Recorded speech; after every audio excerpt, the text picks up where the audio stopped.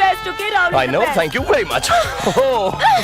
Rahul is the worst. বলিউডের ঝলমলে আলোর আড়ালে লুকিয়ে থাকে এক অস্বস্তিকর বাস্তবতা, পাপ্পারাজ্জি সংস্কৃতির অতিরিক্ত অনুপ্রবেশ। তারকাদের ব্যক্তিগত জীবনের সীমানা কোথায় টানা উচিত, সেই পুরনো প্রশ্নই নতুন করে সামনে এনেছেন 90 দশকের জনপ্রিয় অভিনেত্রী কারিশমা কাপুর। জুম লেন্সের বেপরোয়া ব্যবহার নিয়ে তার খোলামেলা প্রতিবাদ সামাজিক মাধ্যমে তুমুল আলোচনার জন্ম দিয়েছে। সেই সঙ্গে গোপনীয়তা বনাম কৌতূহলের দ্বন্দ্বকেও করেছে আরও তীব্র।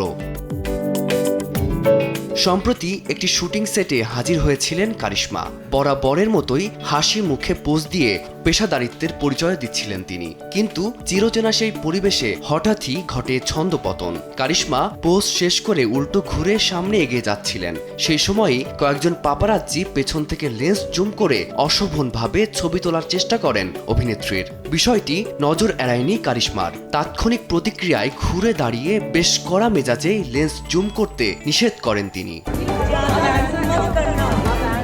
সেই মুহূর্তের ভিডিওটি নেট মাধ্যমে ভাইরাল হতেই সামনে এসেছে পুরনো বিতর্ক। কারিশমার সাহসী অবস্থানকে সাধুবাদ জানিয়েছেন নেটিজেনরা। আবার অনেকেই বলছেন নিজের মুখের বলিরেখা ঢাকতেই এমন কড়া জবাব দিয়েছেন নায়িকা।